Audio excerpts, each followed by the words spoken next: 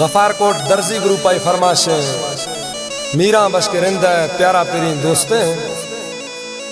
अली अहमद रिंद फरमाश नसीबुल्ला जतोई फरमाश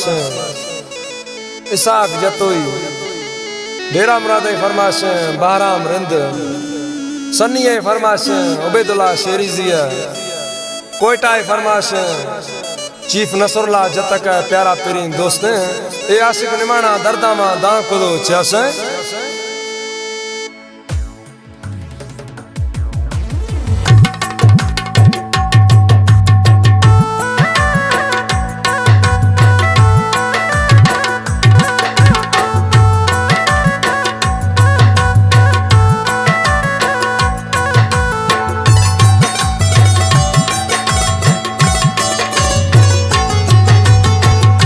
नौकार ना भोतार बुझे हो ना दया दर यार हमारो के दबा चद कस हमारंग बीत तैद तवा हमारो के दबा चद कस हमारंग बीत तैद तवा मना नौकार ना भोतार बुझे हो ना दया दर यार हमारो के दबा चद कस हमारंग बीत तैद तवार हमारो के दबा चद कस हमारंग बीत तैद तवार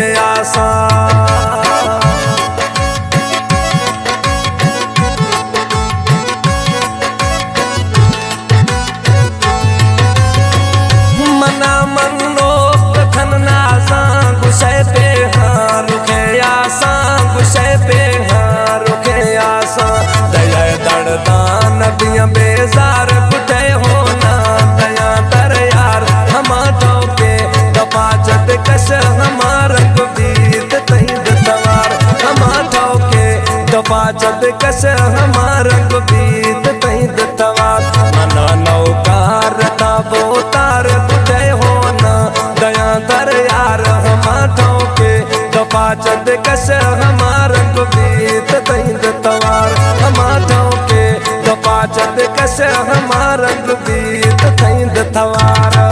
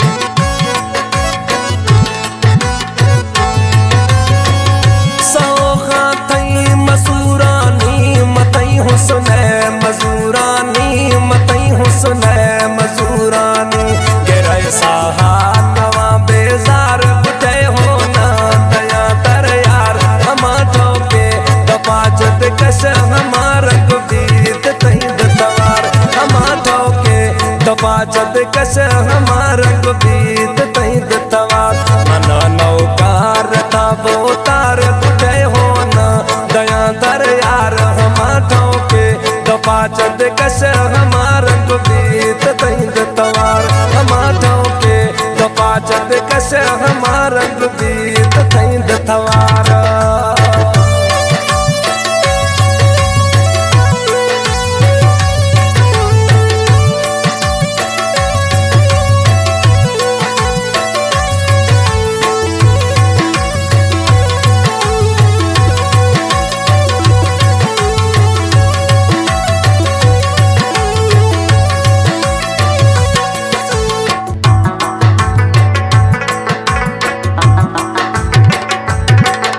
कला में जान मोहम्मद रिंदा सोरा नाल इश्ती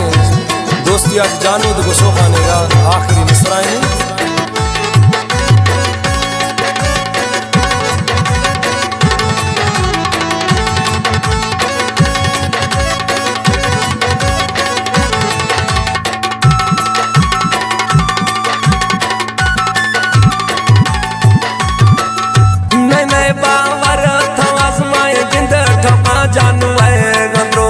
समझ ठोकारिंद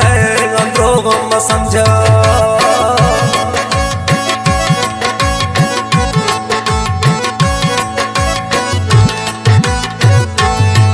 नए बावर आजमाए गिंद ठोका जानू गंद्रोग समझ ठोकारिंद गंद्रोग समझ कोठा मैं बलोचिए इकरार बुझे होना दया तर यार हम ठोके दपाचत कस हमार बीत तई दतवार हम ठोके दपाचत कस हमार बीत तई दतवार मन नौकार ताबो तार बुझे हो न दया दर यार हम ठोके दपाचत कस हमार बीत तई दतवार हम ठोके दपाचत कस हमार